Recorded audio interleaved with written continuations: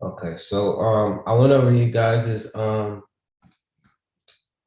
your chapter one reviews, and I like some of them. Um, I'm not gonna lie, some of them look like y'all didn't really give a lot of effort. Y'all just probably like skimmed through the chapter and then just gave me like a brief rundown. And then some of y'all look like y'all copy and pasted off Google, which I told them not to do. But then some of y'all had some actually good ones and y'all went real in depth to what y'all actually learned from it. And it was actually it was actually pretty good. And I was proud because it showed that you actually took the time to read it and that you understood what the chapter was about and you like put it in your own words. So kudos to those who did that. Let me go ahead and share my screen real quick. One thing I want to say is that like y'all gonna get what y'all put in out of y'all gonna get out what y'all put in. So if y'all don't read the chapters or y'all not, giving 100% to the little stuff, then it's gonna reflect in your trading as well. So like if I ask y'all to read a book and give a summary over it, and then you barely give anything, then it's like that's how your trading is going to be reflecting too. So it's all about the details. It's all about the effort that you put into it. So when you get on these charts, you can't be lazy. You can't just give half effort and expect to make this a fortune. So you really got to give your all to everything, whether it's on the charts or whether it's psychological or whatever. Like just make sure you giving your 100% effort. Make sense? Yes. Cool, cool, cool. All right. So, like I said today, we're going over market structure. So, I'm pretty sure all of you guys have some knowledge on market structure, correct? Yes. Yeah. Okay, cool, cool, cool. So, do you guys understand higher highs, higher lows, lower highs, lower lows? Yes. Yes. Yeah. One second.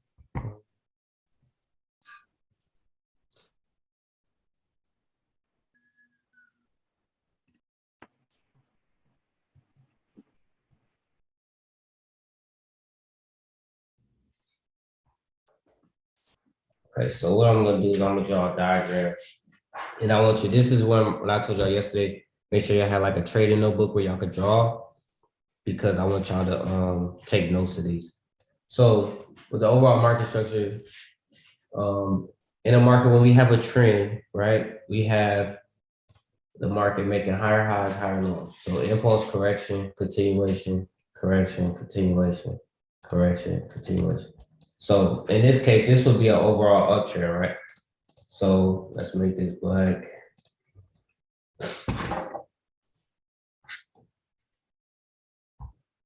Let's see, now we're gonna type this out.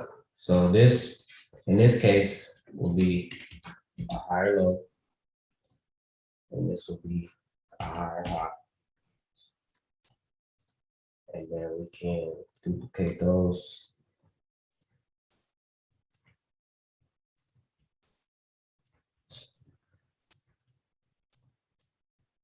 So when you draw it on your notebooks, I want you to draw this out: higher highs, higher lows, higher highs, higher lows, higher highs, higher lows, right? Let me know when y'all got that. Got it. I'm good. Got it. So we can see that we are currently in the uptrend with the market making higher highs and higher lows. So the key to market structure is to understand what time frame you're on in relation to the overall structure. Because I don't know if you guys heard me talk about this in like maybe my YouTube videos or just follow me on Instagram. I always talk about like major and minor structure, right? So in this case, let's just say this is a 4-hour trend. So we have this 4-hour trend, we're making higher highs and higher lows, but we know this is on a 4-hour time frame, correct? So us understanding that if you're not like a swing trader, then these 4-hour moves they're gonna take a long time. So they might take a few days to maybe a week for these like impulse correction continuations to play out. So inside of these overall trends, we have smaller trends. So we have a smaller trend inside of this, smaller uptrend, and then we have a smaller trend inside of this. And we have a smaller trend inside of this, and then another smaller trend, and another smaller trend, and then another smaller trend. But you can see that the overall shorter legs are the overall what? We have an impulse, then we have what? Correction. Correction, correct. Correction. Correction. Right, so within those correction moves, it's still the overall trend inside of that. Does that make sense? Yes. So since we're on a higher time frame, we understand that there's still minor trends inside of these overall impulse corrections and continuations. So let me type that out. So we have impulse,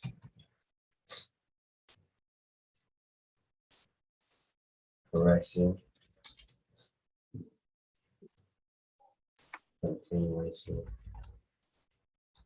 And once you start to get once you get another continuation, that's just another word for like another impulse, because a continuation is another impulse. That makes sense. Yeah. Yes. So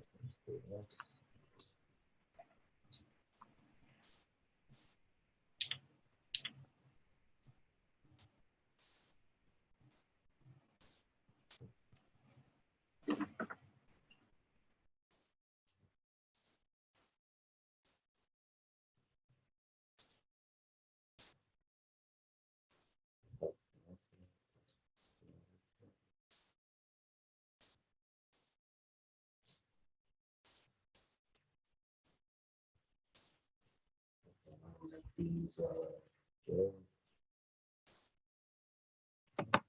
three.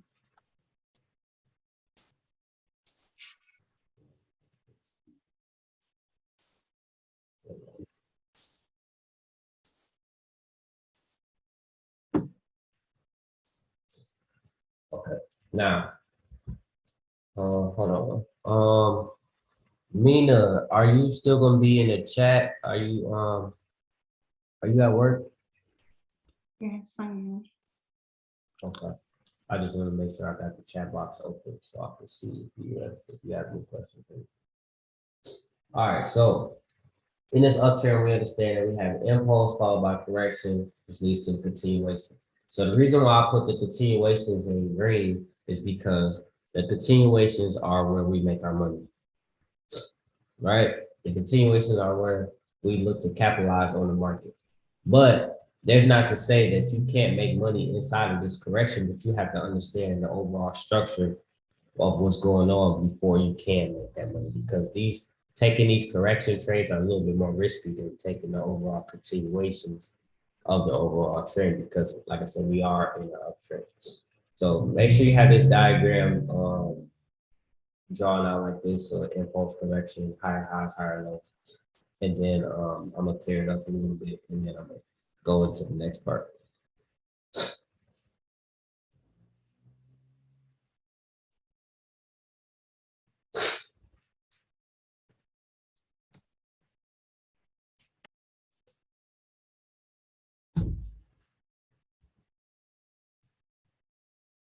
Everybody got it? Yes. Okay, cool. So now we understand that we're in an overall uptrend. This is really important that you understand this, because this is how you capitalize on your interest. But we're not going to talk about interest today. We're going to talk about interest tomorrow. But you have to know when there is a break of structure. So as we going up on this uptrend, we see pushing up, impulse correction, continuation. We pushing up. This is the last previous higher low, right? This one right here. So this is our last structure point at this area. So if you understand market structure, you know the market can push up and then pull all the way back and still respect this low. So if this was to pull back and test this low as support, this still will be a valid a valid buy. But the moment that this breaks this level and then gives us a retest, then we are no longer in an uptrend. So in this case, we will have a breaker structure right here because this is the most recent higher low in this uptrend. So let's do this breaker structure. I got a question. What's up? So you don't classify it as a breaker structure until the market breaks that last higher low if we're an uptrend, or the last lower high if we're in the downtrend without the retest, right? Correct. Because sometimes you'll get something like this. If the market comes down, it might wick past it and Yeah. then push back up. So you have to make sure that there's an actual break. Like price has to push away. Price has to come down, push away, come back to retest to ensure that that's a breaking structure. You And wait. So would you wait to break the next lower low then? No, so you'll wait for this higher low to get broken, and then Yeah. you'll look for a lower high to be formed. So Uh-huh. when this pulls back, it could pull back to this level right here at this higher low, or it could pull all the way back up to this higher high. But we gonna get into that with interest, just understanding like where to get in, where to get out. But this is just going over how to distinguish when there is a breaker structure. All right. So you can see that this is no longer in the uptrend because we broke this lower high. So in most case scenarios, we will have a trend line right here, right? We will have a trend line. So now the trend line, so I'm gonna go deep in depth to this as well, but every line that you draw on your chart is supposed to tell you a story. So the story on this time on this trend line would be every time price touches this trend line, it did what? No. Right, it went up. So the moment that we broke this trend line, that gave us validation to say that, okay, we are now no longer in this uptrend. And then we also had confidence that this higher low is now getting broken. So now that gives us two confidence to say that we have an overall breaker structure. Does that make sense? Yes. And now we'll do the same thing for a downtrend. So let's see. So in the downtrend, we have lower highs and lower lows we have created. So let's type this out.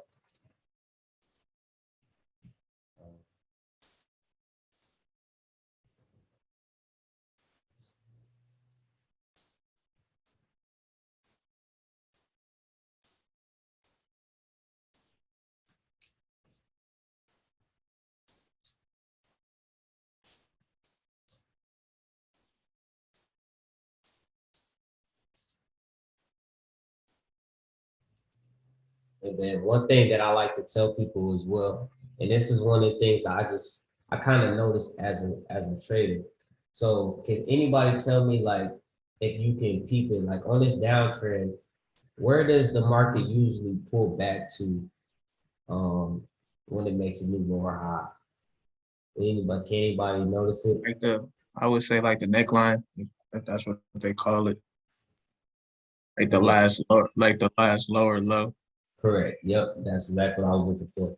So oftentimes, once you have a level of support, which would be this previous lower low being broken, oftentimes the market likes to pull right back to that area. And that's where you would that's what you would call a break and a retest. We broke this level of support, and then we follow by another, we follow by a retest to continue going. And then in the next one, you can see the same thing. So what I like to do is I like to trail structure, right? So when I'm looking at these, when I'm looking at market structure, I draw my structure out, point blank period.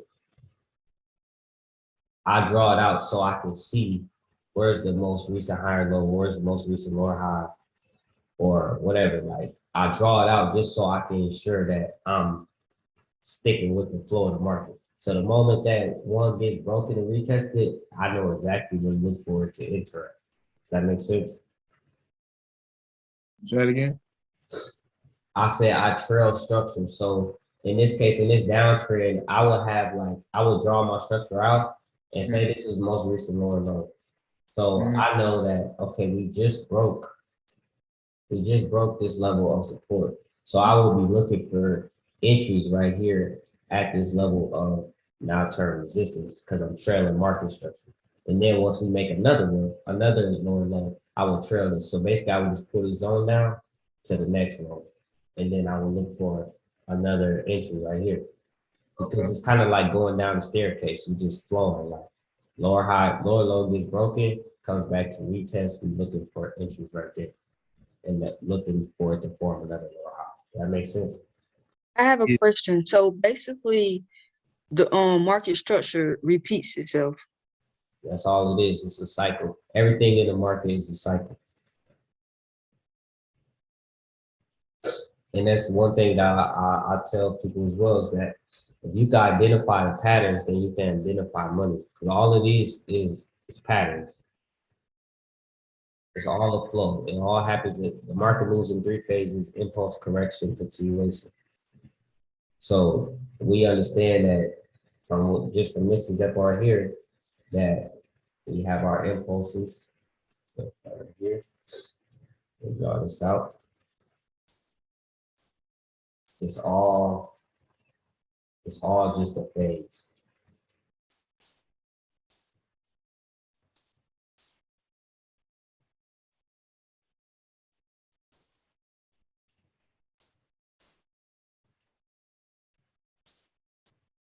Let's draw that.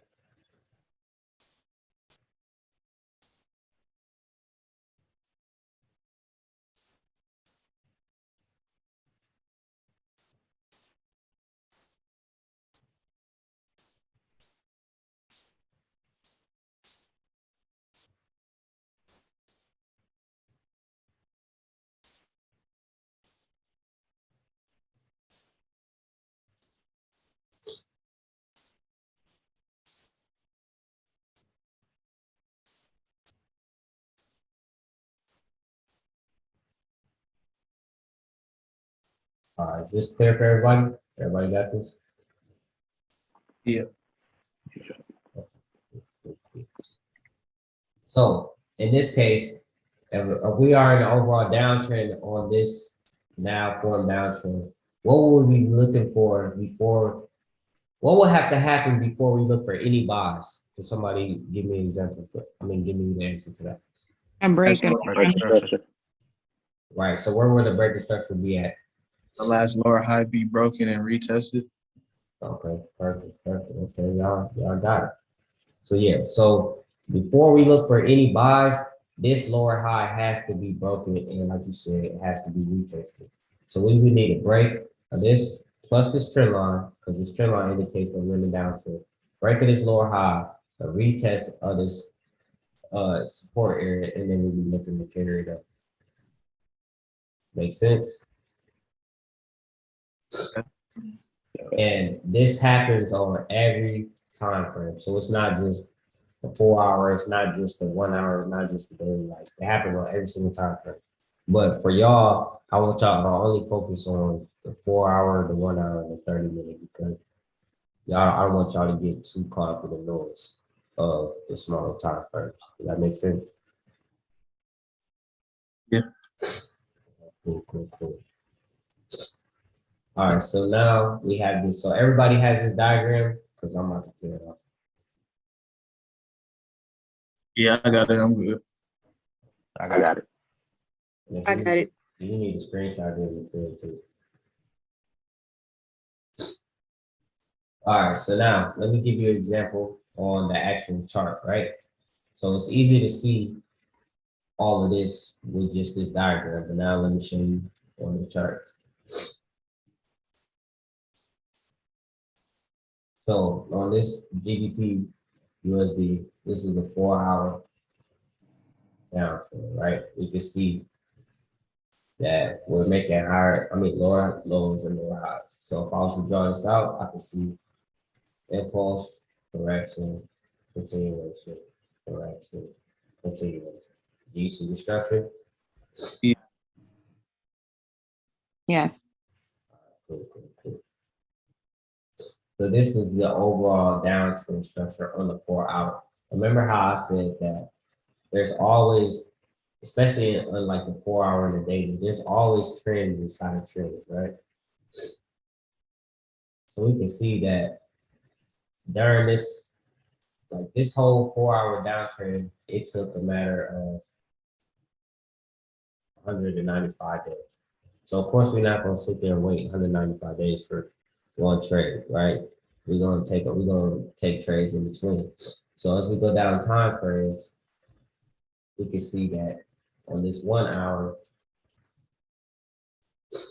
we have another smaller trend inside of this trend.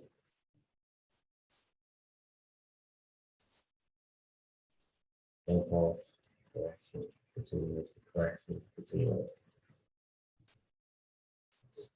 See it? Can y'all see it? Yeah. Yes. Yes.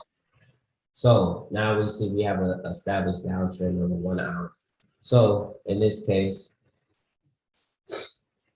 this is why I said I like to draw out my structure. Like I need to see what's going on. I need to identify the lower high points and the lower low points. So in this case,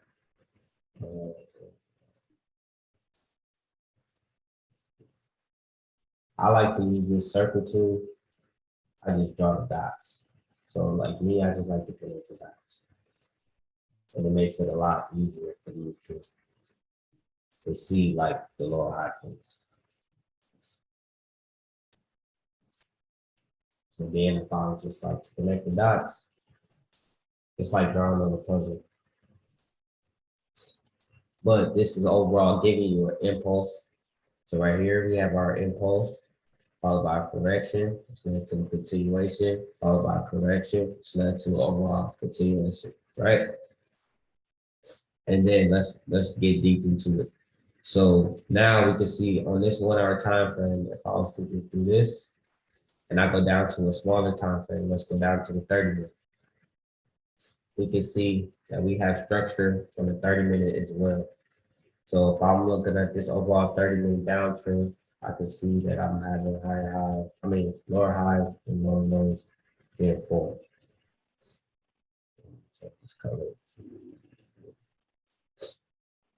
So we can see that this right here was the last recent lower high point, correct? Everybody Yes. agree that? So the moment until we break this level of resistance, we're still technically in the downtrend, right? But the moment that price broke this level of resistance, what happened? We got an impulse followed by what? Correction. Correction.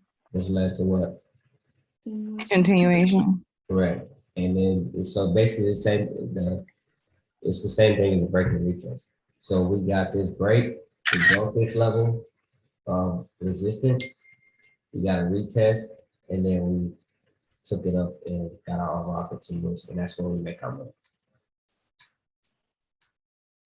So you see how like you have to be able to distinguish the overall higher time frames, and you have to be able to understand the overall higher time frames, but then you also have to be able to go down to the smaller time frames and make use of the same thing. So we see how we found this from the overall 4 hour trend, but that overall entry for that 30-minute was stemmed off that 30-minute time frame. Does that make sense?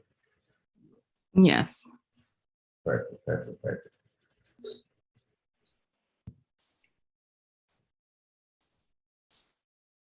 So like I said yesterday, today's gonna be hands-on. So does anybody want to give it a shot to label the structure on any of these pairs? I'll try it. Who said that, Lee or Devin. them? Okay. Which pair you want to do? What was your favorite pairs again?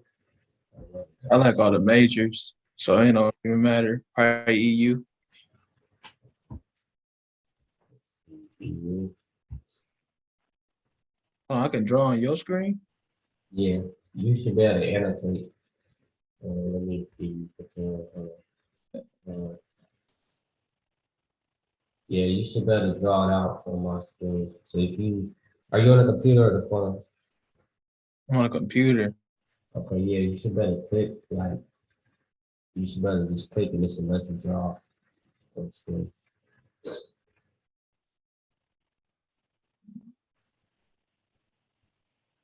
I did. Nah. Oh, here you go. Okay, I got you. You see my drawing? Oh, I gotta hold it. Yeah, I can give you, oh, you got it.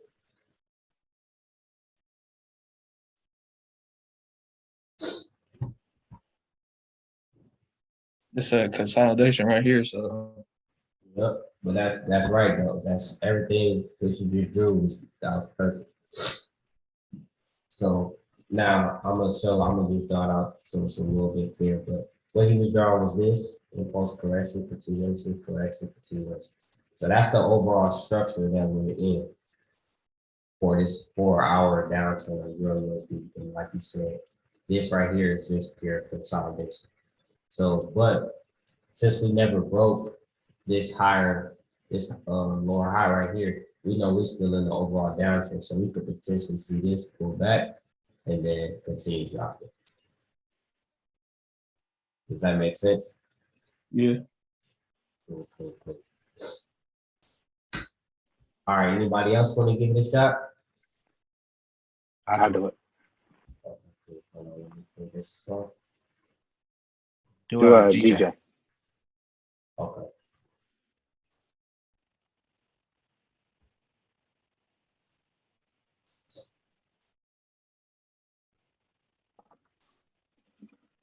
All right, go ahead.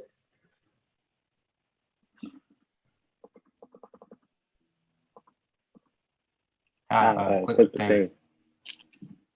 Huh? I don't know how to do the annotation thing. You should just be able to click on the screen and then it should allow you to like draw. You on the computer? Yeah. At the top, it say view options. It'll say Yeah. annotation. When you bring it down the drop box, and then you click the annotation, and then it'll let you. See it? Nah, mine just say original sign, question mark control. Okay, I'm gonna give you a remote control here.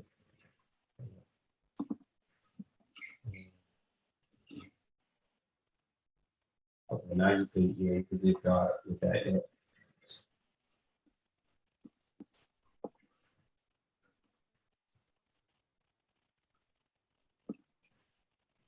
You just click once and then it'll start a new line. Yeah.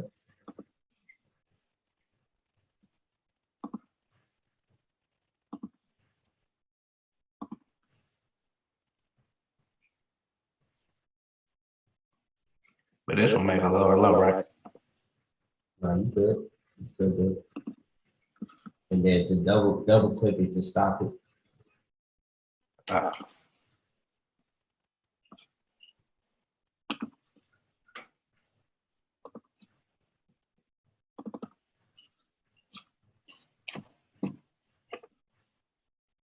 Yep, that's good. So now I see y'all can see it. So that's the number one thing in the market that you have to do. You have to be able to see. Like when you're looking at the structure, the most important thing is for you to be able to see the overall structure of what's happening. Because if you can see what's happening, then you can basically have a high probability chance of understanding what's about to happen next. Because it's all just repeating itself. It's all just impulse correction, continuation. It's all just a phase. So in order, when you're looking at the structure, you really can tell what's happening next. Like on this one, oops. So on this, we never really broke these lows. So like this whole thing is like it was like a whole consolidation. But we started to make a new high right here. So now if we break this high, then we know we're going up further. But that was a good job. Good job, Lee, and good job there. So that's just like the 4 hour though. So on the 4 hour time frame, we understand, actually, let's keep that on there. We understood that we had this uptrend, but like I said on the previous example, this took, a lot of days for this uptrend. So this took, 600 some days because it stemmed from way back in 2019. But inside of this, let's just say overall this right here. So we were looking at GDP JPY from October 20th till December, let's say December 10th. We could see that this is in an overall downtrend. Everybody agree that this right here is an overall downtrend. Yes. So we can see that this is on a 4 hour time frame. So if we was to drop down to the 1 hour, we can see that the same things happen over and over again. We have our impulse, correction, continuation, correction, continuation, correction, continuation. You guys see that? Yeah. So this Yes. overall structure of this downtrend is the same thing. So now, Let me ask you a question real quick. what's up? Uh, so on that second impulse, Mhm. you wouldn't make that one next to it. Shoot, let me make it. Hold on. Right here, this wouldn't be you wouldn't do it like that, like you just did because it didn't make a lower low, right?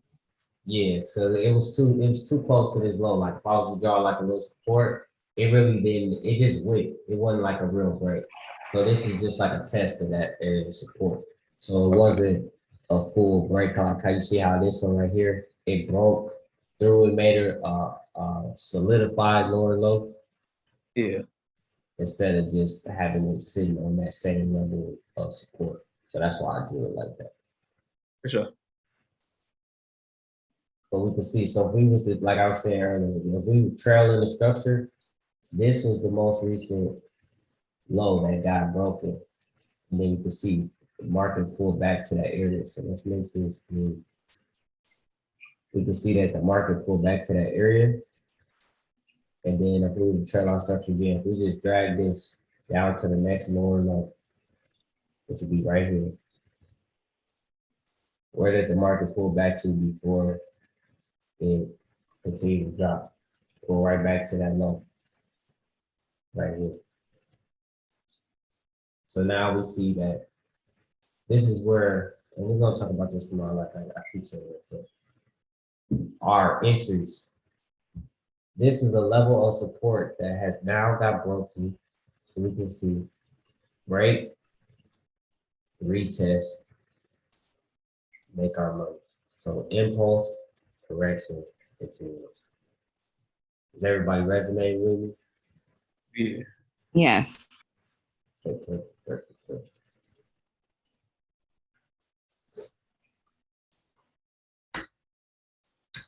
So it's important that you understand the overall structure that you're in. So basically, it's boiling down to understanding the overall higher time frame structure that you're on, and also understanding the lower time frame structure that you're on, because the lower time structure is where you're gonna make the right now money. You're gonna make the right now money in these lower time frames. Because of course, like I said, that 4 hour structure, it took 600 some days for that to complete, right? So we know if we go down to the 1 hour and the 30 minute, and we're able to distinguish the structure on those time frames, that we can capitalize on those smaller moves. Does that make sense? Yes. All right, now, so let's drop down to the 30 minute. So even on this 30 minute, let's just illustrate this right here. We can see that this is in an overall downtrend, correct? Impulse, correction, continuation, correction, continuation, correction, continuation. What happened right here? What was this? What did this solidify right here? Higher.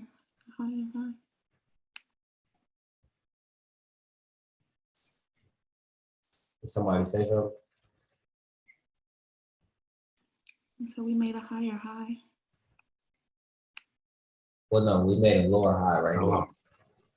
So then I thought you were once, talking about the next peak over, sorry. oh, no, I was talking about this. But once the market gave us this push right here, what did that indicate? Breaker Breaker structure. A breaker structure, correct. So we can put that here. So whenever you have a breaker structure, I like to just put a line. So you could just put it like a structure. I call it structure lines.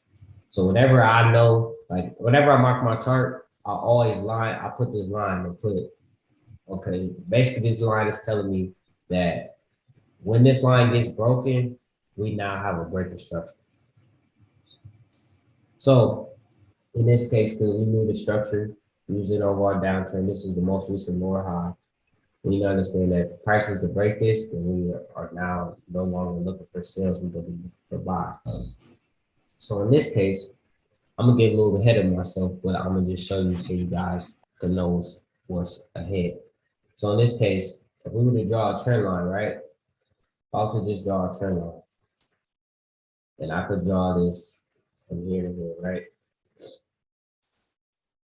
We could see that this was kind of forming like a channel, right? So I'm gonna give you guys the patterns as well, but it was kind of forming this descending channel. Right? So the moment on these descending channels is when we get a break, a retest, then we'll be looking for the buys. So in this case, we had this stuff up. We had this trend line, so let's make this trend line right. We had this trend line now getting broken, and we also had a breaking structure.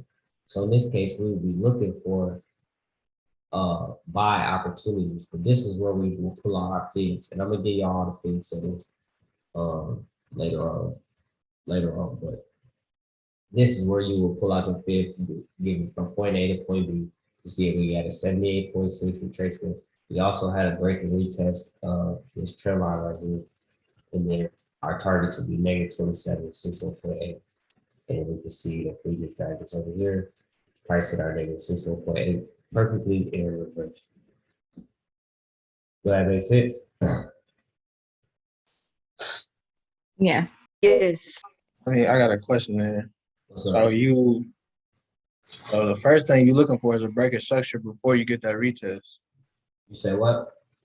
First thing you'll be looking for to be able to enter is a breaker structure before you get that retest. Correct. So So if it breaks a trend line and retests it without a breaker structure, you're not taking that trade. yeah, it depends now, because it's not just one way that you don't have to have both. Both of them are breaks of structure. So when the trend line gets broken and retested, that's still a break of structure, but it might be a break of structure on a smaller time frame that you like. Say for instance, this broke and retested, but it never broke these highs. And then the buy, you could have caught the buy, but the buy could have only been up to that level of resistance. So you still could have capitalized on the buy, but it would have been a breaking structure on a smaller time frame. So basically what you were saying is if it breaks the trend line, what you were saying was also a breaker structure, that could be just a correction. Yep. All right, for sure. So, and that's why you got to know what overall structure we're on. So this, we understand we was in a downtrend for every time frame. So on the 4 hour, we was in this downtrend. On this 1 hour, we was in a downtrend. On the 30-minute, we was in a downtrend. But we could see that if we go back to the 4 hour though, this 4 hour structure, the breaking structure on the 4 hour time frame wasn't until it got up here, because that's the 4 hour structure. Does that make sense? Yeah. This is the last lower high on the 4 hours. So if I was to put the dots and then draw that out, On the 4 hour, that was the last lower high point. But as we drop down time frames, we can see that on the 1 hour time frame, we had another correction,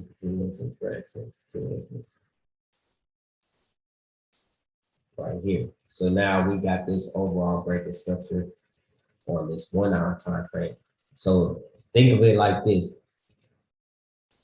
It has to happen on a smaller time frame first before it happens on the bigger time frame. So make sure you write that down. The breaks and structures happen on the smaller time frames first before they happen on the higher time frames.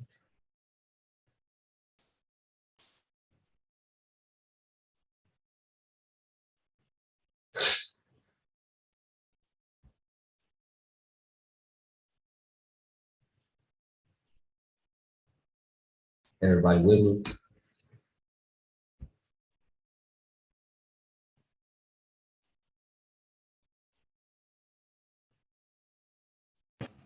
Yeah, I'm with you. Yep. That's good. So now we understand just the overall basis of market structure. Nina said yes, cool. So we understand that breaking structure allowed us to know that we were in an overall uptrend. And now I want to show you guys trend lines. So how many touches on the trend line does it make? How many touches do you need for a trend line to be valid? 2. 2, right? So let's just draw this. Let's go back to the. So when we draw our trend lines, what I like to do is, and you can write this down as well. You draw from point A to point B, and then you draw it out into the future. So from point A to point B, and then you draw it out to the future. Because the only reason why I say from the future is because you never know when that trend line will be used again. So point A, point B, and then drag it out to the future. So in this case, if we hadn't seen all of this, all we would have had was this. We would have point A, point B, and then we would just draw it out to the future. But as you see, the market started, they respected it because we drew it out to the future. And then it eventually broke and we tested it. And then we got a buy. Does that make sense? Yes. Now, with these trend lines are probably my favorites, right? So this is more so tapping into the foundation of doing an overall top-down analysis. So you can write on your section of foundation. So this is where we go. This is where we start to do our top-down analysis, right? So it's very imperative that you understand that every line that you draw on your chart is supposed to tell you a story. And what I mean by this is that, say for instance, you went and picked up a book at the store, right? If you just opened the book randomly and read one word, you wouldn't know what exactly is going on in that book, right? All you would know is just that one word. But if you looked at the book and you read the summary on the back of the book or read a few of the chapters, you will have a better understanding of what's going on, correct? Yeah. Right. So this is the same way in the market. So you can't just mark up on the 15-minute and think that you're gonna know exactly what's going on in the market at that time because you don't have the overall story. So this is why we do top-down analysis, because every line that we draw on this chart is supposed to tell us a story. So then now we have to start from the highest time frame so we can get the overall story. So with the monthly being the highest time frame, we need to start to shape our story from this time frame. So in this case, on our monthly, based off the information given on our monthly, this is how we do our top-down analysis. So make sure y'all pay close attention. On this monthly time frame, we can see that price is in the overall downtrend, correct?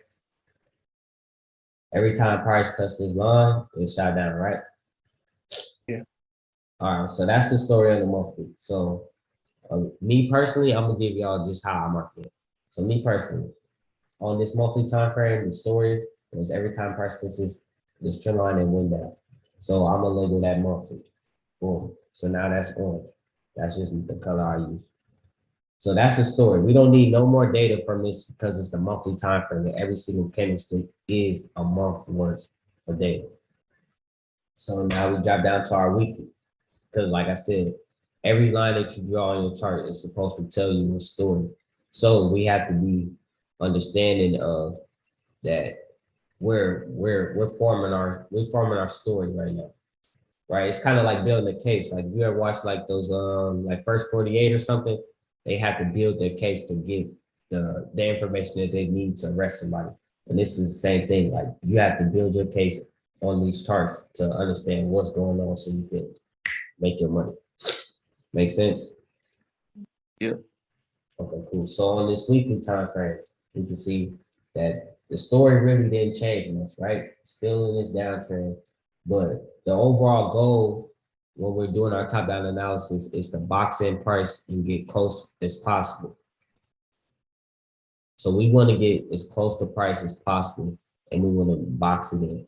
So in this case, on this weekly, the story really didn't change, so we really don't have too much for the weekly. We don't have to force it. Never have to force it. If the story is the same on the weekly as it was the monthly, then just leave it alone. So nothing really changed, so we don't need that time frame. So we're going down to the daily. Now, on the daily, we get a little bit more close to price. So we can see most recently that daily on the daily time frame, price was in the uptrend, right? Illustrate that from point A to point B. And then I'll put daily, which is red. So we can see from our point A to our point B, and then we drag in the future. And you can see that price eventually respected this trend line, respected this trend line, respected this trend line, broke and retested this trend line, and then now we are overall pushing back down. Does that make sense?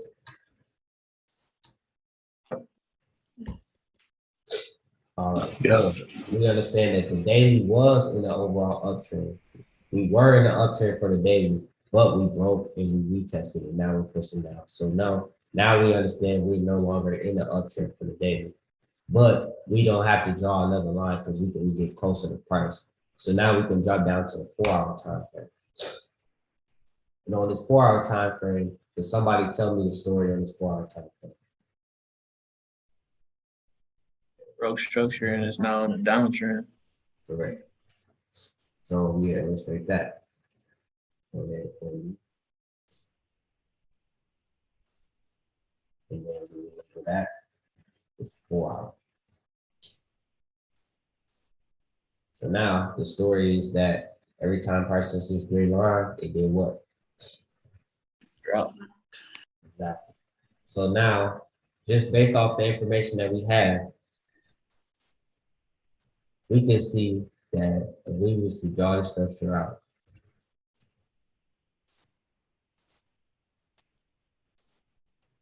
based off the information that we have, what do we think is next for GBP USD? Drop. Right. Why? And why should we be looking for a drop? Because we're in a downtrend.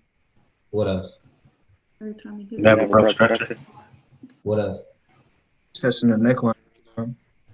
What else? We're in a downtrend?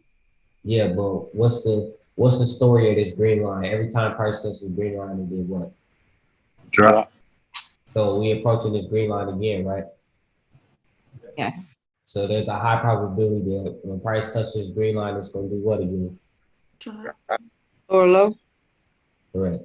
So that's what you gotta be able to make sure you form those stories. So the story on this time frame, this 4-hour time frame, is that every time price touches this green line, it shot down. And now we made our way back up to this green trend line again. So now we can expect, well, not expect, we can be looking for a price to eventually push back down again. Does that make sense? Yep. All right, so now we have the story on the 4 hour time frame. We understand that we are in a 4 hour downtrend. So now the next step, we go down to the 1 hour. And like I said, every time we drop down the time frame, we want to get close to price as possible. So in this case, we see that we had this 4 hour downtrend, but we still can get closer to price. So on this 1 hour though, on this 1 hour time frame, what's the story on this 1 hour? Uptrend. Correct. So we can illustrate that. I make these 1 hour black. So now, what's the story on this black trend line? Every time price touches black trend line, you do what? Shut up. Exactly. So if price was to ever make its way back down to this black trend line, what could we potentially expect? Right, but the moment that price breaks this trend line, gives us a retest, then we know we are no longer in what? Bye. Being in Uptrend. downtrend now. Correct. So then we'd be looking for sales, right? Yeah. So now we see that we have price boxed in. Price can't go nowhere besides these two directions, right? So we understand on this 4 hour time frame that every time price touches the green line, it's shot down. On this 1 hour time frame, every time price touches the black trend line, it's shot up. So what should we be waiting for on either of these trend lines? A breaking structure. Breaking structure and a what? Correct. Before we look for any entries. So we need to see if price is going to break to the upside and give us a retest to go higher, or we be looking for a break and a retest to go lower. Make sense? This is how you don't lose trades. This is how you don't get too antsy in the market, because you have the market boxed in. The market can't do anything but go these one or two ways. Yeah, it can go sideways, but eventually it's going to break out. So this is where you have to be able to understand and put the stories together to understand where you're at overall in the market. So we understand that we had this 1 hour trend line and we had this 4 hour trend line. Now we just waiting for a break. But that's on the 1 hour. So like we can get a little bit closer to price. If we drop down to the 30-minute, pretty much the same thing. 15-minute, it's all right. But now this is where we'll be looking at to like look for our support and resistance up. So now you never want to get caught up in the minor structure, the minor time frames. Like you always want to pay attention to the higher time frames as well. So we can see at this level we are at this trend line, what else is this level? We have a trend line bounce right here, but what else? Just looking like Price took out the previous lower low. right. So we see this low right here. So we would have been able to draw a level of support. So we can see on this zone right here, the story on this zone is that every time price is this zone, it bounced. It bounced. It bounced. And now we're making our way back up to the zone again. So what can we expect for price to do at the zone? Right, exactly. So you see how you gotta put the pieces together. You gotta make it make sense to you. So it's not just drawing a whole bunch of lines and drawing a whole bunch of zones and stuff. You have to make it make sense and understand what the story is. So we understand on this story that every time price touches this green trend line, it shot down. Every time price touches the zone, it bounced from it. And we understand that we had this is a break of this level of support, and now we're coming back up to retest it. So then we could potentially look for price to shoot back down.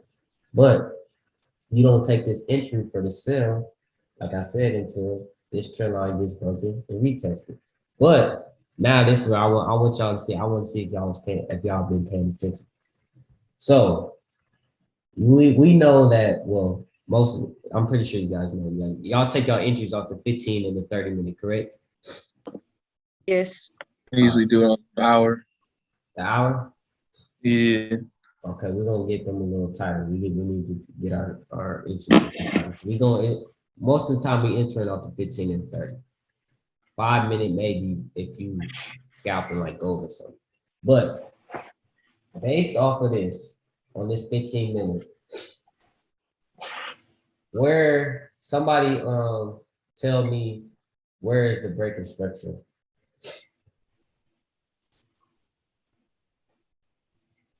Based off this 15-minute time frame. Correct. So this is the area that we would be looking for. Let's see, this way. So we can see that this previous level of support, this is the most recent higher level, right? So we need this to be broken before we look for any sales, because the price can literally come back down here, retest this trend line, and still go. So we won't be looking for any sales until we get a break, that trend line in that zone, retest, and then head down. Does that make sense? Yeah. Can somebody tell me why that's the reason behind it? What was the question? Like, what's the So you could give reason? us, What's the reason behind that we waiting for this to get broken? so we know that Cause the trend is continuing. Correct. Correct. We have to have validation. You never enter the market, never, ever, ever enter the market unless you have confirmation. And this solidifies giving us that confirmation that we broke a level of support and we broke our trend line to catch this move down. Otherwise, we are still in the overall uptrend on the 1 hour. Does that make sense? But you see how we put Yes. these pieces together. On the 4 hour, we understand we're on the downtrend. On the Hold on, 1 say hour, that again. you say what? Can you say what you just said again? We understand that on the 4 hour, we're on the downtrend, and on the 1 hour, we're on the uptrend. But we putting the pieces together. So we making it all make sense. Like I said, we couldn't just read one word in the book and just think that you was gonna know what's going on. But we got all the information from the book. So we read the chapters, we read the paragraphs, we read the summary. We got all the information from the book that we needed for this overall, for this GU period.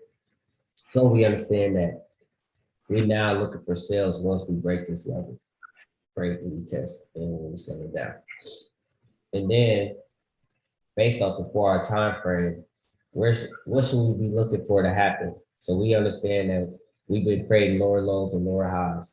So based off the 4 hour, what should we be looking for to happen next? A new what? A new lower low. Correct. We'll be looking forward to creating a new lower low based off of this trend until this high gets broken.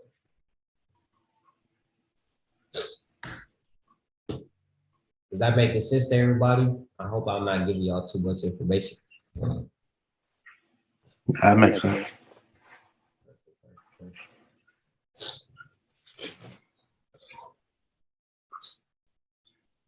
Yeah, I hope I don't got COVID. Oh, yeah. You vaccinated? Nope. I'm not taking that vaccine. I don't know what's in that stuff. But all right, so now that we hear, does everybody understand that we have to make these time frame, the stories on each time frame coordinate. So we just did a top-down analysis and we understood everything that was going on this period. So we started for the monthly. Let's just go over it again. On the monthly, we were in an overall downtrend. We understood that. And we broke this monthly trend line, but we haven't retested it yet. On this weekly time frame, we understood that the story was pretty much the same, so we didn't draw much. On the daily, we understand that price was in the overall uptrend, but then that uptrend got broken and retested, so now we were in the overall downtrend. We understand that. And then we got down into the 4 hour, we understand that we were in this overall downtrend, and now we are approaching this 4 hour trend line. So now we could be potentially looking for sales if we get rejections in this area. And then now on the 1 hour, we are currently in an uptrend, but we understand that if this trend line gets broken and then this level of support, the structure level gets broken, we now be looking for sales. But in this case, if we understand that also, if these levels or these highs get broken and retested, then what we'll be looking for. Buys. Right, correct. We'd be looking for buys. So we don't just marry our analysis, we react to it. So we have to have the understanding that, okay, if this does break and retest here, then I'm looking for the buys. If it pushes down and gives us break and retest, then I'm looking for the sales. We don't control the market. We don't try to control the market. We're not looking to control the market. We simply react to the market. So make sure I write that down. We react to the market.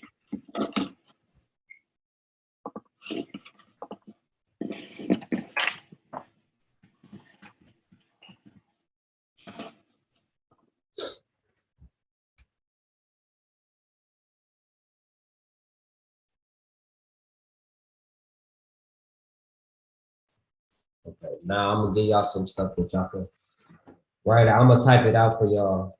That way y'all got it on the screen too, but I wanna make sure that y'all have it. So the impulse. What does the impulse do? The impulse tells us the direction.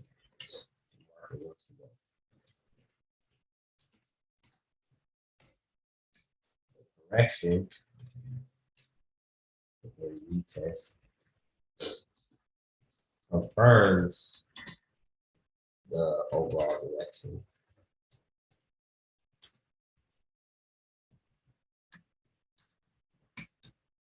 And then the continuation is where we make our money.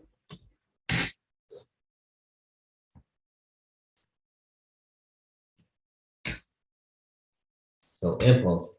So we get a sharp push in the market, impulse tells us direction the market wants to go. Once we get a correction, aka retest, that confirms our direction.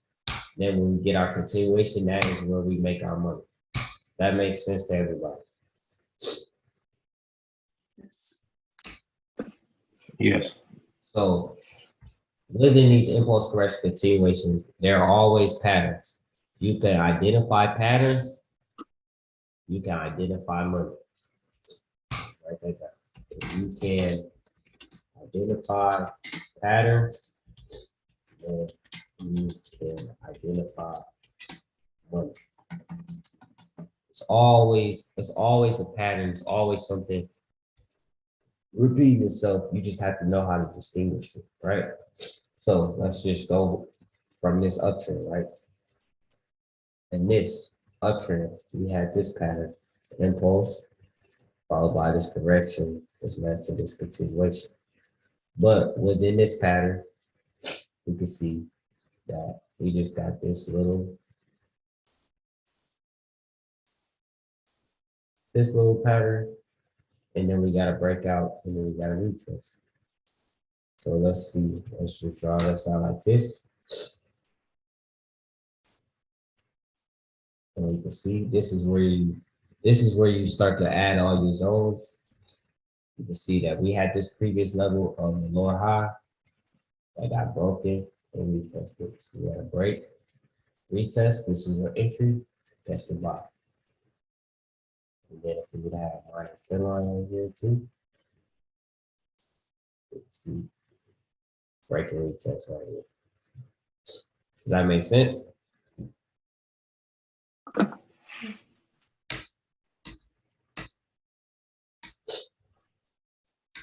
All right.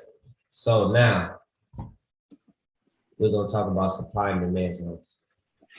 And I'm gonna be completely honest. I don't really subscribe to the whole supply and demand zones, but I feel like it's important to know how to distinguish them at least. That makes sense. Like I don't usually I just draw zones. Whatever I see price, if I see price on like the 4 hour and I see a story on that zone, then I'm gonna draw it. but I don't just subscribe to the whole supply and demand zone. But, so this is what I mean by that. In this case, if I see price rejecting right here, and it's rejected multiple times, I'm gonna put his own back. I'm gonna put his own. But it's not just like concrete. Does that make sense? It's one of those things that's subjective to each person. Because some people have a whole bunch of zones and they got zones everywhere. Like a lot of people do this. And they want zones at every single thing. I don't do that. I only mark up what's clear, what's important to me at that time. Does that make sense? Let's go to a clear. So identify supply and demand zone. So you can write this in your journal as well. Identify supply and demand zone. And look for the most sufficient supply and demand zones. You want to look either on the 4-hour or the daily. That's where you're gonna get your strongest supply and demand zones. And then when you're looking for them, in order to identify them, you want to identify them by an engulfing candle. So you have an area that has multiple touches in this area, and you have an engulfing candle, then you know it is a supply and demand zone. So in this case, we have this overall engulfing candle right here at this level of resistance. Everybody see that? Yep. So in order to highlight the supply and demand zone, you will take your box and you want to cover the whole candle that has gotten engulfed. So we can see that this right here, this red candle engulfed this green candle. So I'm gonna take my zone and I'm gonna draw it from the whole engulfed candle. Makes sense? So just the body? Just the body. You can do the wick, but if you do the wicks, then you're gonna have a whole, your zone's gonna be a lot bigger. I don't like my zones super big because it kind of like throw me off. So I always just do the bodies. I got a question. What's up? Is just the next candle by it, or can it be like two candles? Like this one right here. Like, would you do the whole two candles right here? In this case, I mean you could because it's such a small doji, but it's kind of subjective because not everything is going to be, picture perfect. So in this Yeah. case, if you was just to draw just this, then the zone would be super small because of this zone. But if you took those two, then that would be perfectly fine as well. I see what you're saying. But you want to look for these at major levels of support and resistance. Like you don't want to just go and look and say, oh, well, I'm gonna find an engulfing candle in the middle of consolidation and just draw a zone. Like you want to look to see like, okay, is this a major level of support and resistance? So in this case down here. So we can see that this is an overall major level of support, right? We can see that. So then that's where we drop down and we get to look for our engulfing candles. So we can see right here, we got an engulfing candle right here. So let's illustrate this. And then we find out overall the next one. And we can see that price respected this zone the most. That makes sense. And like I said, these are on a daily and on the 4-hour. So if I was to go to the 4-hour, and then major levels of support and resistance. Looking for engulfing. So we got one right here.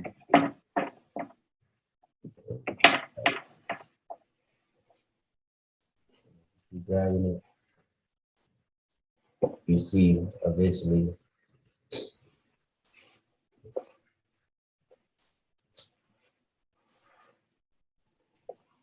that our zones match up perfectly. Like I said, I don't really subscribe to the whole supply and demand zone. I just draw my zones based off of where price is telling me the story the most. So just how we did in that one example, I said every time price came around GBP, JPY, it bounced. It's the same exact thing.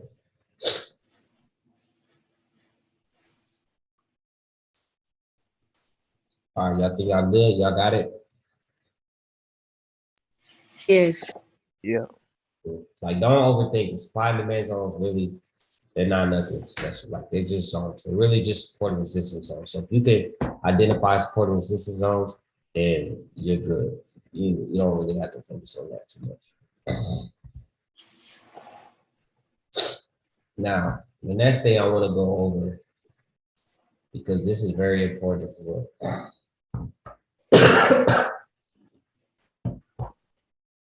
Candlestick analysis, right? So what means buyers and what means sellers?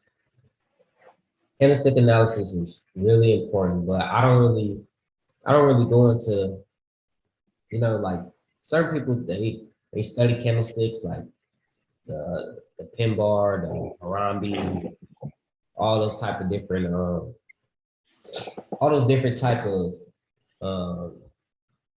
like candlesticks, right? I don't really do that. What I do is, hold on, let me find. Can you see what I just put in the screen or no?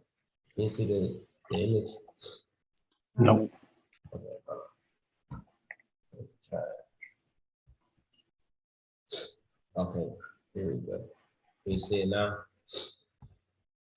Yeah. Okay, I need y'all to take a picture of that. I'm gonna drop it. Well, I'm gonna just drop it in the chat for y'all.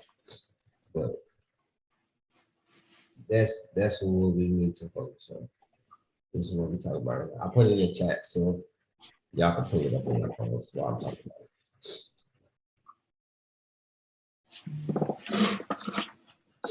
All right. We have bullish and bearish variations. So this is what I mean when I say what means buyers and what means sellers.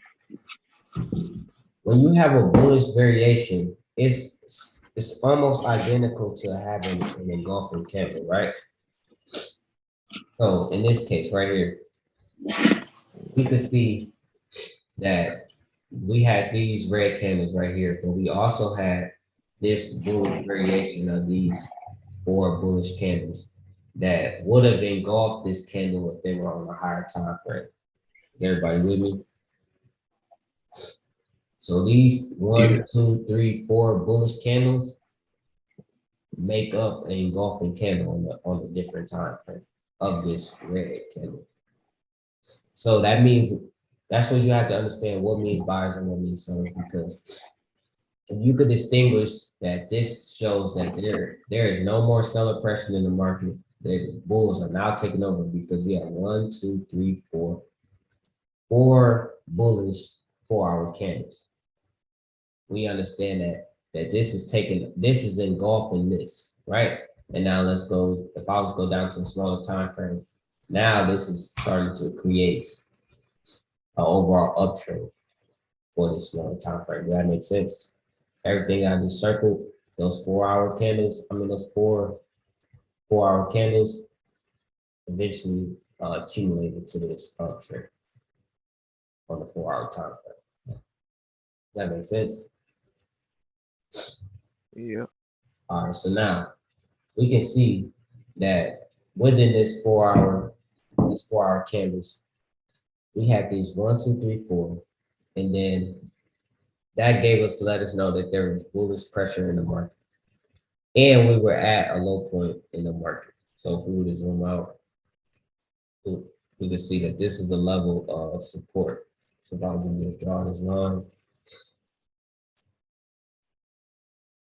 we can see that that is a level of support. So we got an overall bullish variation. That's what we call them, bullish variation, indicating that there are now more buyers than there are sellers in the market.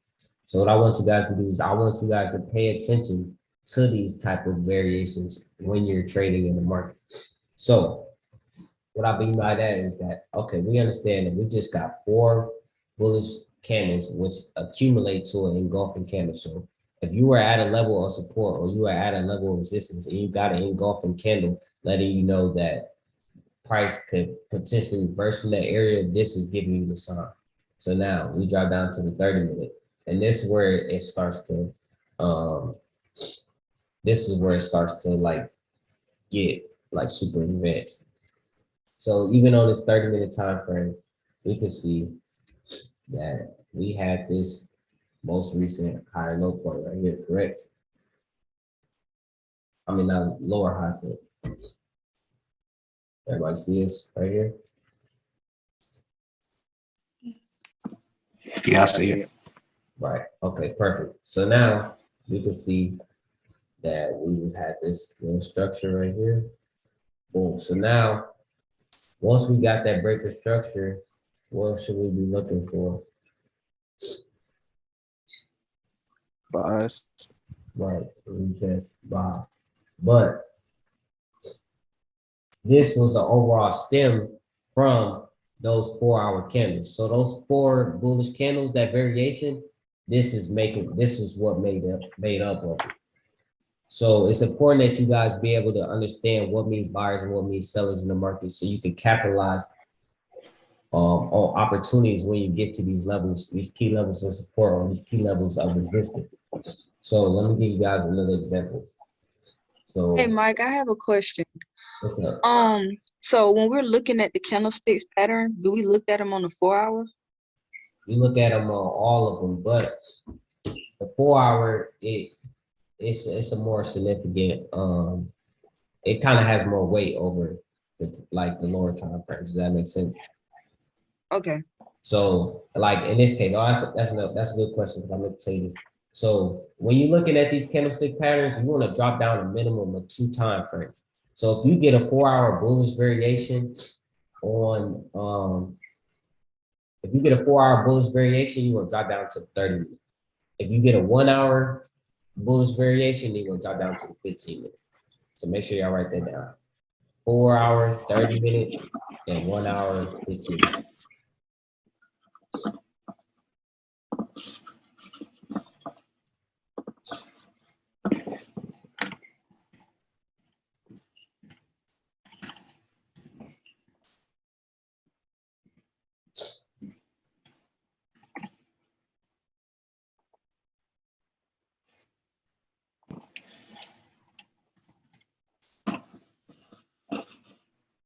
Everybody got it?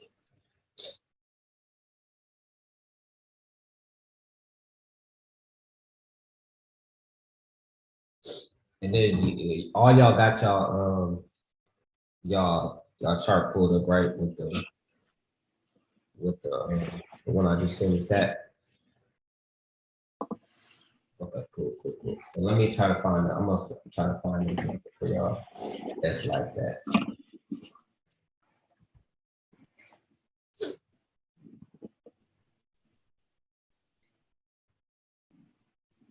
Okay, so look, this is what we call like a typical engulfing candle right here, right? You see right here, that's a typical engulfing candle. We understand that, but with the variations we have, see if I can find one. Okay, boom, right here. So we see how we had this one bullish candle right here. We had this candle right here that was bullish. But the next 1, 2, 3, 4, 5 candles preceded that and then engulfed that. So you can see the close of this candle right here. We're gonna put a line. We now have these 5 candles that make up the engulfing of that candle. Does that make sense? So now let's drop down to the time frame, 30 minutes. So like I said, once you see those, once you start to see those those variations, you have to understand that there's a trend forming on a smaller time frame. So you have a trend that's starting to get formed right here. So now we see that this structure right here is being formed. So now we see that we got that overall bearish variation on that 4 hour, but now we see that this is the most recent structural low point right here. And then now that you see that price broke that level, retested it, and then that was our sell entry to continue down there. Does that make sense?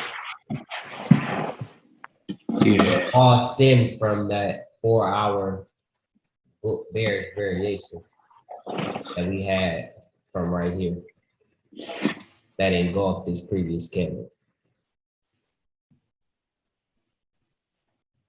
So when you're looking at these variations, you gotta pay close attention to the overall details. And let's do one for the 1 hour time frame.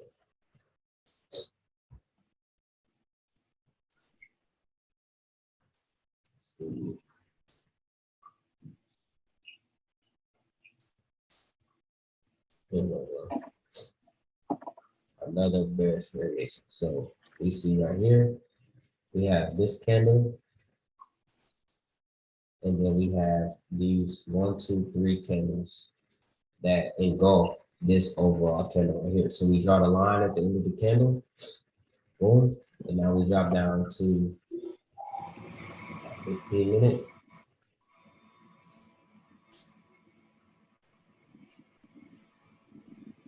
Now what do we see? We have our structure being formed, right? So we have our structure. So what will we need to break the retest before we took a sell here? Higher low. Right. And what somebody label it for me.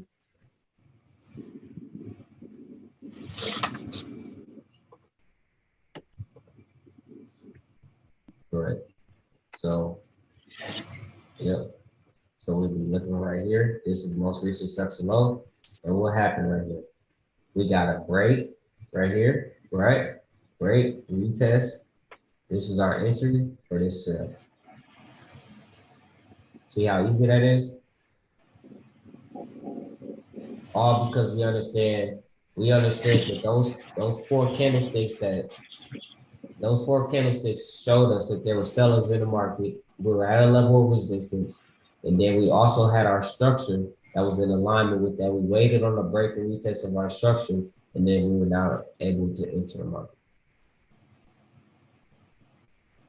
So you see how putting everything together, it all goes hand in hand.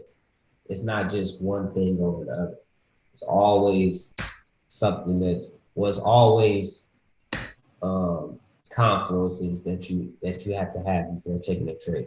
You'll always need a break, a retest. But when you're building your case, you also have to have other technical things that giving you the information to build that case. So let's see, it's 1:30. How does everybody feel? I feel like I've given y'all a lot of information. I don't want to overload you. Feel good. Feel good? Okay. All right, so for the last 30 minutes, what we're gonna do, I'm gonna give y'all the fib settings, and then tomorrow is probably, I ain't gonna lie, tomorrow probably gonna be the longest day, but because we're gonna be putting everything together. But like y'all don't have no conflicts with like going past 2 o'clock tomorrow, right? Nope. Okay, because tomorrow is gonna be a real long day. Like I wanted to go over past 2 today, but I got that baby shower and we couldn't start early this morning. So definitely don't do that. But does anybody have any questions or anything they need to like go over or give another example about the stuff we went over today? Where is the video? Where are the videos gonna be in the chat? Yep, I'm gonna drop the videos in there. Can you show the structure on gold? Yeah.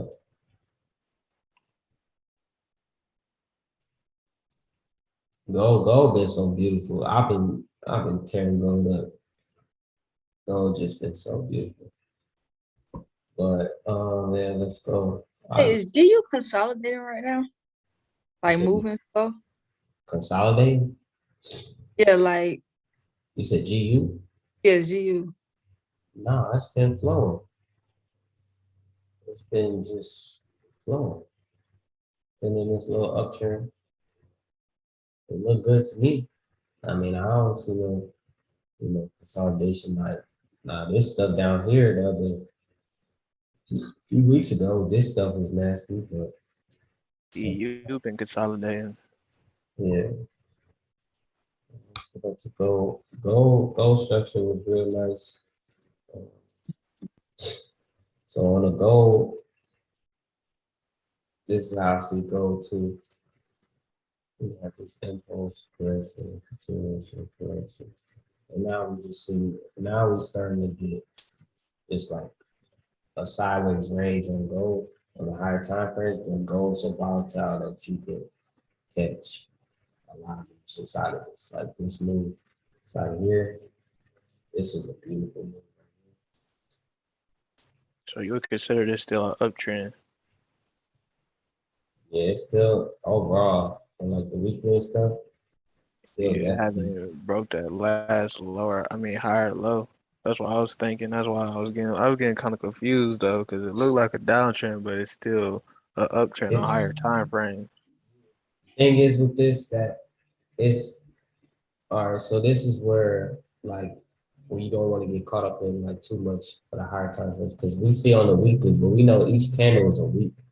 So like that's gonna take a long time. So like yeah, on the weekly time frame, it's in the uptrend, but on a daily time frame, we kind of sort of still in the downtrend. So it's like it's kind of one of those things where you just gotta be patient and just take it with beauty because we see we in this downtrend, but we had uptrends within this, and we in this uptrend for like minor structure.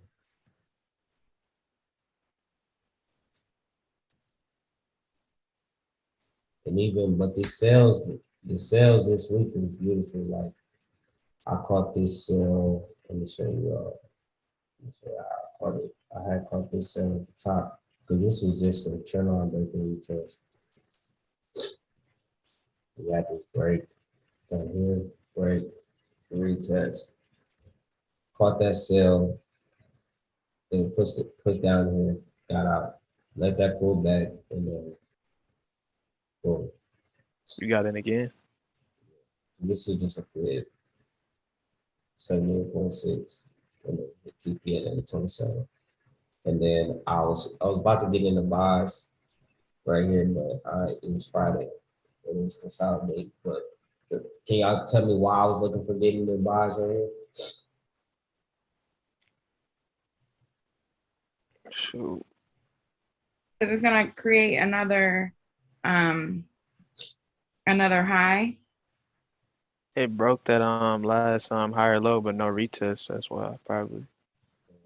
That's what I was looking for. So we had this high that got broken. This one right here. But we never really got our retention. So when the market opened, they probably could pinch right here, but and at least up to right here.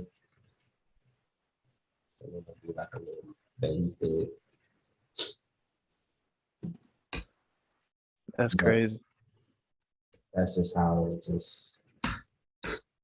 this is how it goes. So I'm gonna give y'all the fib. I'm gonna give y'all the fib settings right now, and then I'm gonna give y'all I'm gonna show y'all my charts, like my charts, and I'm gonna let y'all see them so y'all can see how indebted and like it get real serious. But all right, so the fib. So if y'all don't have the fib, if y'all never used the fib before, you come over here to this third one right here, the Fibonacci retracement, right? You just click and then drag, click again.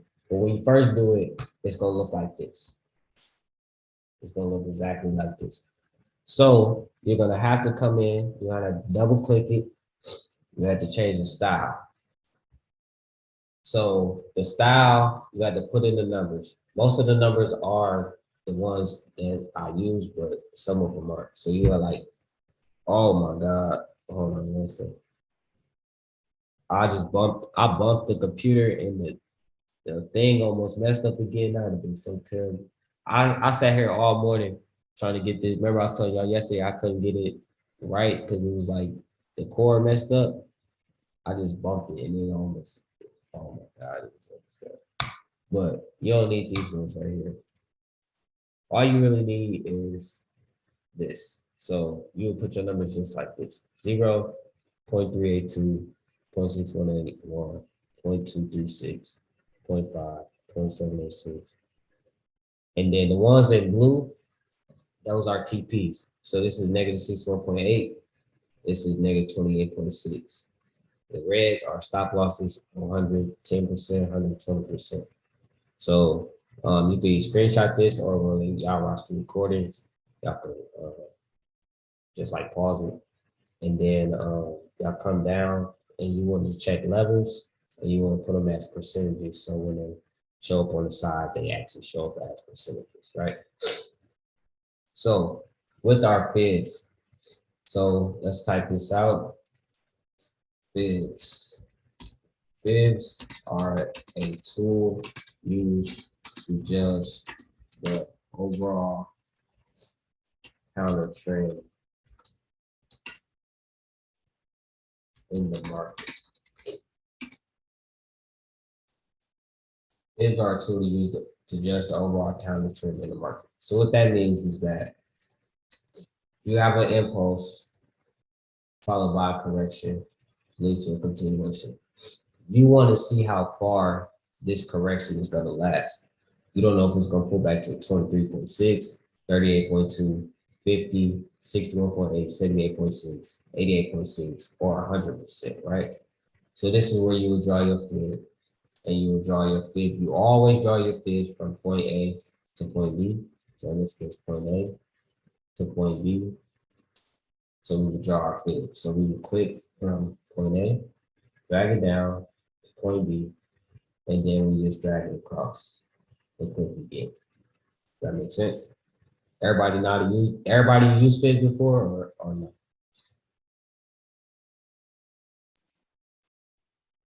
I have. Okay, cool. All right, so like I said, price can retrace to any of these levels. So all of these levels right here are called price reversing levels, PRZ levels. So 23.6, 38.2, 50, 61.8, 78.6, 88.6, 100%. Now, depending on the retracement that you get will determine which take profit you take it to. So anything greater 61 and up, 61, 78, 88, you're looking to take the TP to the 61.8. But if price only retraces to 50% and below, you're only looking to take it to negative 27. Does that make sense? So, and this is the learning moment. So say for instance, you were in the market and price pulled back to the 50 and it pulled back, boom, hit 50%, you got in, you took a sell, you get out at negative 27. You don't care what the market does after it's negative 27, point blank period. Make sure y'all got that, because a lot of people are greedy and they go, oh, I'm gonna carry it to negative 61.8 TP2. No, you carry it to negative 27. If it goes to 61.8, you always still carry it to negative 27, but still you have in the back of your mind like, okay, potentially go to negative 61.8. So we're not just gonna assume it's gonna go every single time, but we take our profits at negative 27 and negative 61.8. Also, I sometimes I take profits at the 0. So usually 0 is my TP1, because if you think about it in a standpoint, this is a level of support. So what is telling me that this not going to bounce right off this level of support? So that's why my TP is always, my TP1 is always 0. TP2, -27, TP3, -6.8. Everybody got that? So does that mean that you're like ending your trade every single time and doing a new one? Like I don't. No, I'm pulling portions of it. So say for instance, right here, I got, let me type it out. So say for instance, say I used a 1.0 standard lot, right? I use a standard lot right here. So once TP1 hit, I'm closing 0.30 of that standard lot. So now I'm left with 0.70 running. And then once I get to here, I'm closing another 0.30. So now I have 0.60 closed and I have 0.40 running. So now I can secure 60% of the profits already from these two TPs. And then if it make it down to this one, I'm gonna have the rest of that 40. It's gonna take me out the trade completely. So I do it in thirds. That makes sense.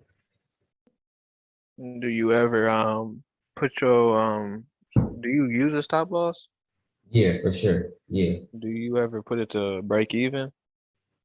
Yeah, for sure. So oftentimes, like, I'm glad you asked that because I meant to talk about that earlier. But the stop loss is on our structure. So say for instance, we enter right here at the 61.8, our stop loss goes above this structure right here. And that's why this negative, this 110 and 120 is right there, because we know that if our stop loss, if this stop loss gets hit, then that means what just happened. Break a structure. Correct. So now we'd be looking for trade in the opposite direction. So that's why our stop losses always go above the previous structure levels. And that's why these negative 110, this 110 and this 120. But don't let that fool you when you dealing with major structure, because if you got a 4-hour fib on here, this could be like 100 pips difference. Of course you don't want to stop loss that big. So you would go off a minor structure, lower high point or higher low, depending on what it is. But I'll always use stop loss. So Okay. basically, at the 0.30, you're basically taking profit. So you're basically not giving money back to the market. Correct. You don't ever want to give money back to the market. And some people disagree with this, but this is how I see it. I'm not gonna let the market go all the way in profit and then pull it all the way back just to go back in profit again when I could have pulled it, took some of my money, and then if it did pull back, I would just get back in again and then make more money than I would the first time if I would have just held it. So what I mean by that is this gold trade was perfect. So remember I said I took this trade off this break and retest of this trend line? I closed it right here, right? In this area. So if I closed it right here, I'm not about to let the market pull back a whole nother 300 pips, just fall again, another 400 pips.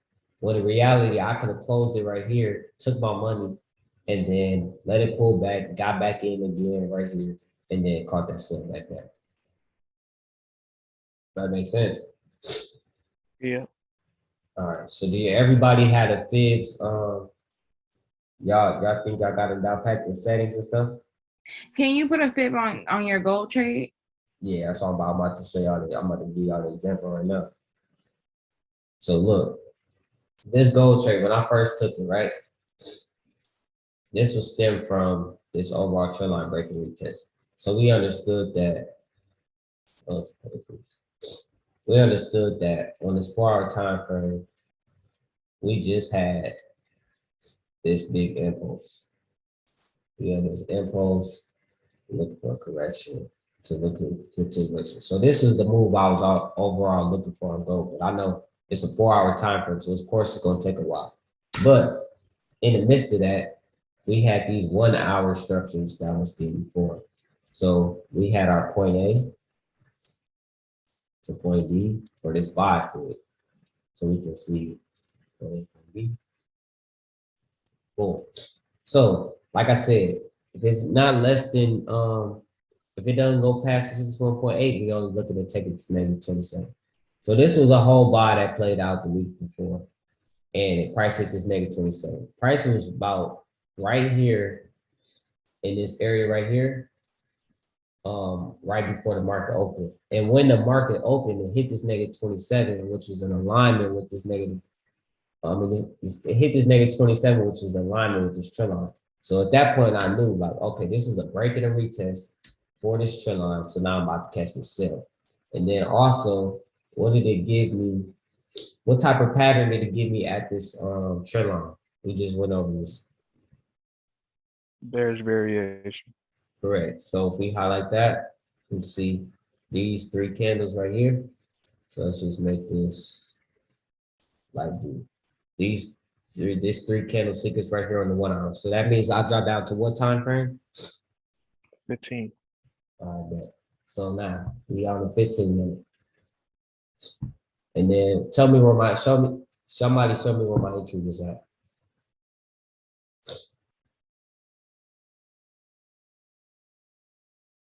Yep, exactly.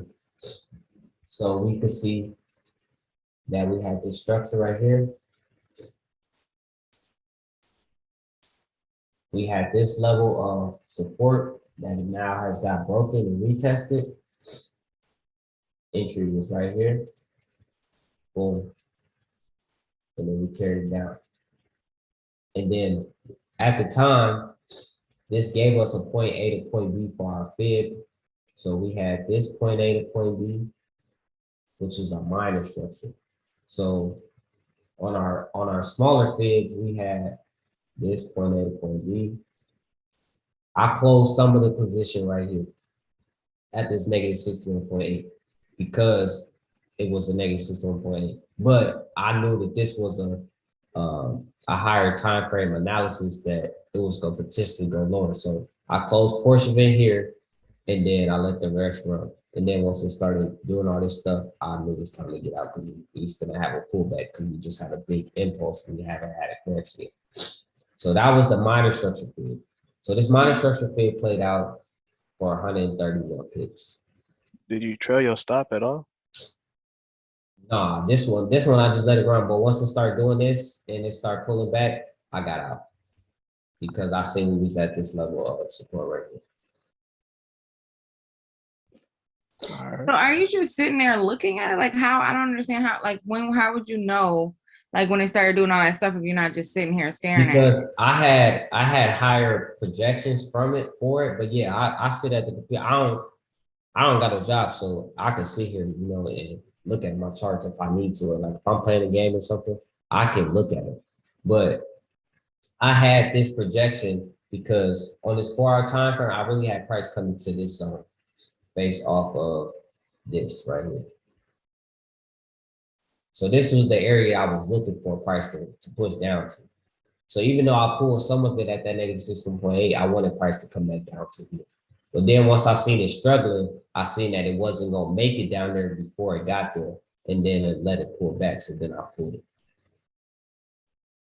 So it's kind of a judgmental thing because this trend line break and retest was from a 4-hour standpoint. So I already had 4-hour projections, but it wasn't gonna be. I wasn't just gonna let it, like I said, let the market take back all my profits. So once we got that though, we got that point A, point B.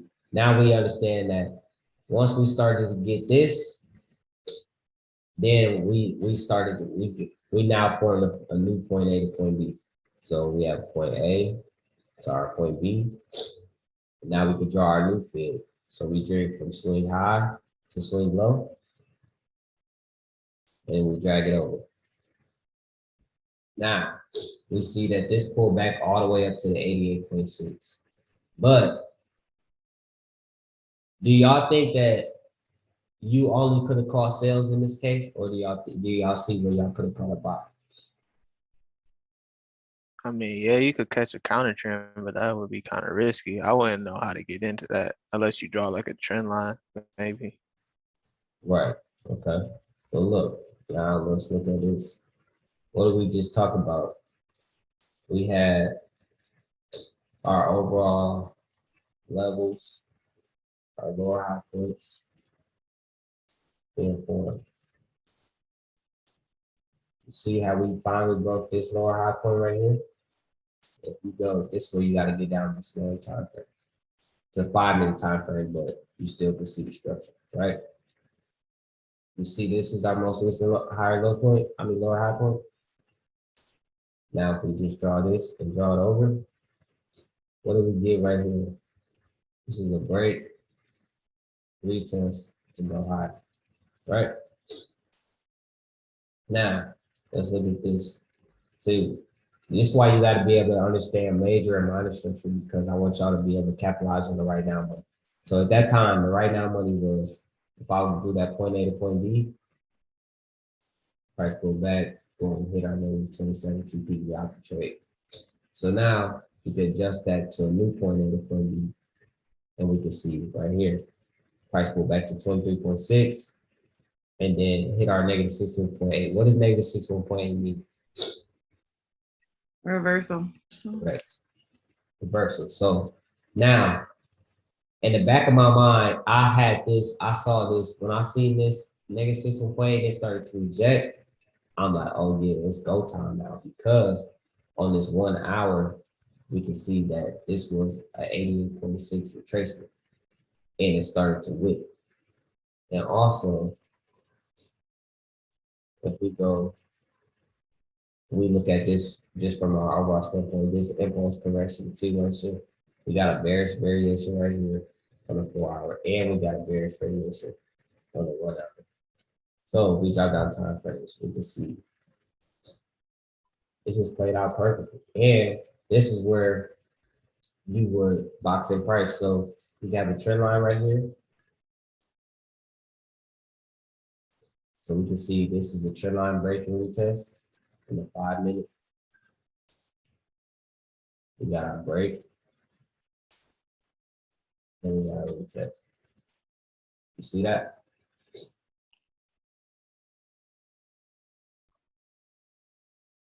Now Yeah, I see that. it gets like, if you're not used to seeing all these fibs and stuff on your chart, it's probably gonna hurt your eyes, but you're gonna get used to it. So like if I pull a line, let me show you. Like y'all gonna look at my stuff like it's crazy, but it's really what you just gonna get used to it. But it's just all trend lines and structure. Like you see, remember I told y'all to break the where I asked y'all what I break and retest right here. Break and retest. The buy, break and retest. This buy, break and retest. And then you see how I have this trend line right here. When we was talking about when we were looking for that buy. And I had this ghost pattern coming up back to the zone.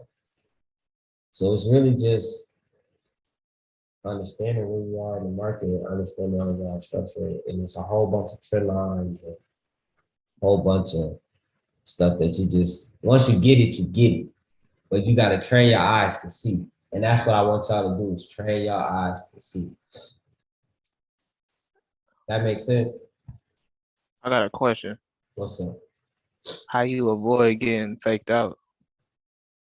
You avoid getting faked out by knowing where you at in the market, knowing what's the overall bias, what's the overall trend. Like, you get faked out, that means you focus too much on minor structure, you're not paying attention to the major structure.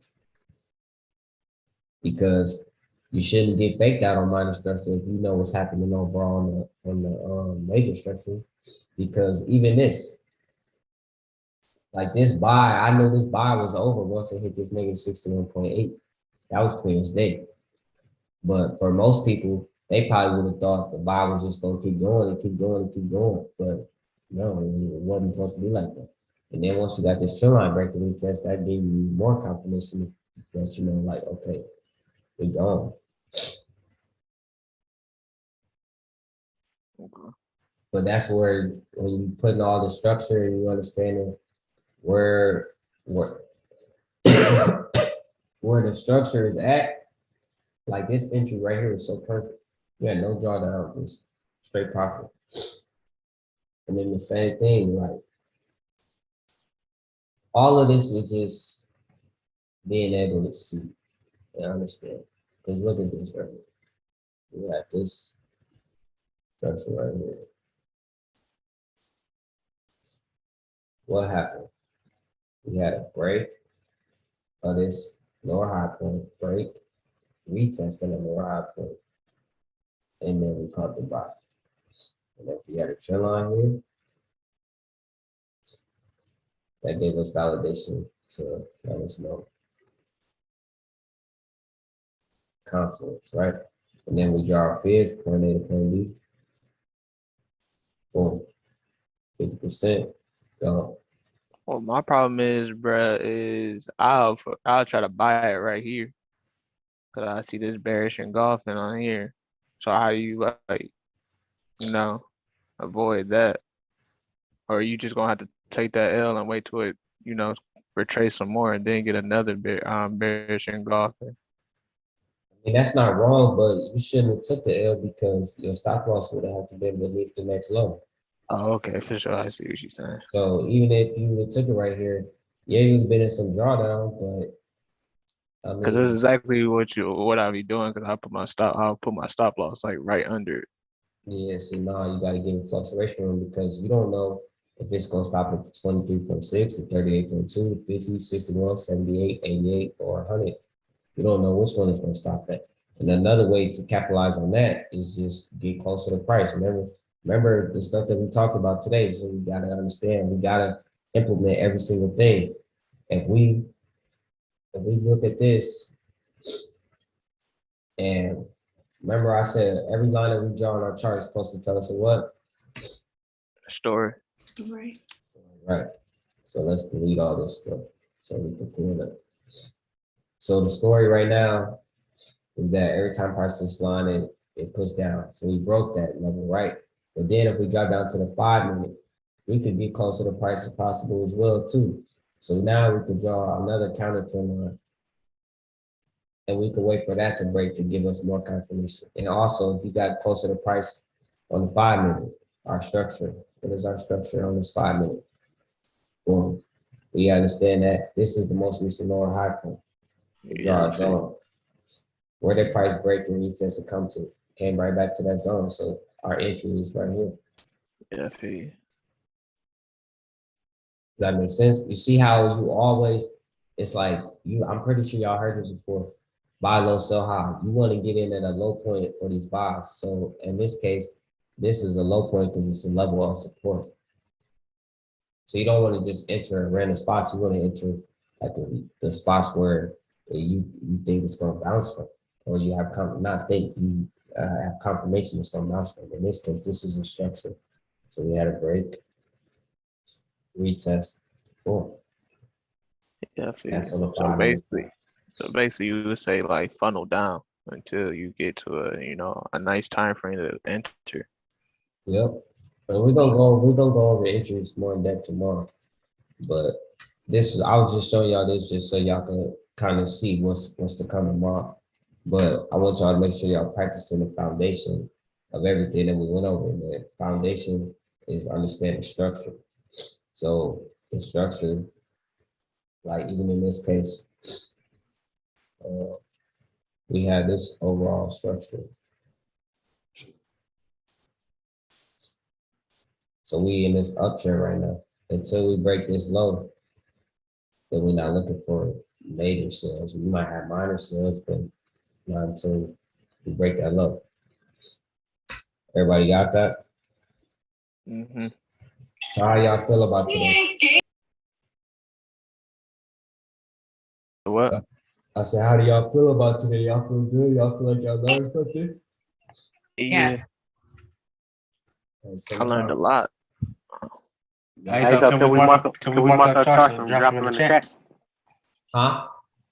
Can we mark our charts and drop them in the chat? No, I don't want y'all dropping in the chat.